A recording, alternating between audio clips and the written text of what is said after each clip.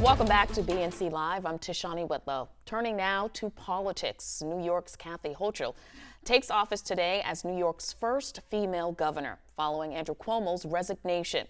The former lieutenant governor knows she has big shoes to fill, but is promising a fresh start. This is an emotional moment for me, but it is one that I prepared for, and I'm so looking forward to continuing the work we have to do. And with that, the Empire State now has its first female governor, former Lieutenant Governor Kathy Hochul. Again, she took the oath of office at midnight Tuesday. That rather odd timing came at the behest of former Governor Andrew Cuomo, who announced his resignation 2 weeks ago, following a report finding that he sexually harassed at least 11 women. All right, here to talk about the transfer of power in New York is radio talk show host and political commentator Jay Oliver. So, Jay, I want to ask you, the last two governors of New York leaving amid a scandal. What does this mean for the city now to have its first female governor?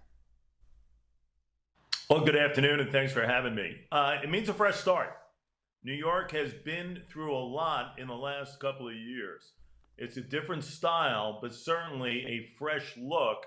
And yes, the first woman governor ever of the Empire State, the 57th governor of the state overall.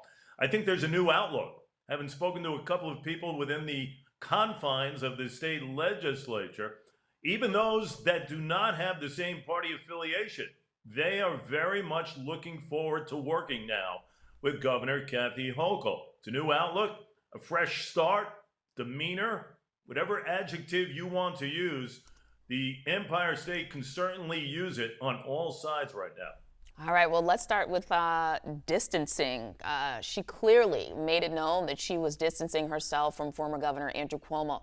So can you talk about how her leadership will be different than his?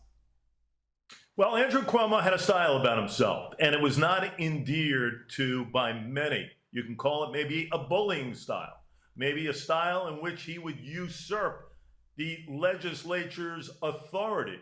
But basically, this is going to be a kind of a different way of doing things. It's going to be about Kathy Hochul trying to work with the 213-member team of that legislature. It's going to try and get things accomplished, this governor. Something that the outgoing governor had trouble doing, certainly the last 12 months of his tenure. So there's going to be a lot on the line, a lot to accomplish. And as I have stated over and over again, this is a governor who will hit the ground running. There's no other way. There's way too much on her plate right now for any honeymoon. So basically, it's a different style, a little more friendly in nature. Having spoken to her many a time on the program, this is a Kathy Hochul that certainly, if you go back the last 11 years, nothing like what we have seen from Andrew Cuomo. All right, well, let's talk about Cuomo's legacy, because during the height of the pandemic, he was a trusted voice. We started to lean in on those daily press briefings he was having, which ultimately won him an Emmy. So what will his legacy be now, since he's left office? Well, his legacy is tarnished. It's tarnished based on the sexual harassment allegations and the investigation and everything else. Let's not forget, we've got 5 district attorneys doing separate types of probes. We have criminal complaints involved. We also have a nursing home scandal that is under investigation by the Federal Bureau of Investigation, as well as the Brooklyn District Court. Let's not forget the AG, Attorney General Letitia James, has an investigation going on as far as within the confines of the Cuomo administration regarding the book deal, where staffers used on taxpayer time as far as help write that book. So there is a lot of excess right now that is not even in play regarding Andrew Cuomo. But you go back a number of years, and you could certainly say he hit his mark early on as far as the 11 years are concerned. Let's not forget the 2% tax cap. Let's not forget the property tax situation, holding taxes. But then things kind of spiraled somewhat here in a negative way with the spending, endless spending. And fast forward even into today, the $4 billion in excess taxes now that's on the folks of New York's backs. Let's not forget a lot of different things, failed policies and everything else to put them in a situation of sheer desperation right now. Let's not also forget that we've had an exodus beyond as far as people leaving the state. Kathy Hochul is going to have to find some way to corral, to lasso the trust of the New York situation, the residents of this state, and to try and somehow turn the table a little bit as far as making it more endearing as far as what this state has to offer. Jay, laying it all out for us. We appreciate that. So now, let's talk about who the new governor is going to choose as her lieutenant. As you know, here, we're not endorsing anyone, but we have talked about Andrea Stewart-Cousins possibly moving into that position. What do you know? Is she going to choose Cousins, or are there other people that she's also considering?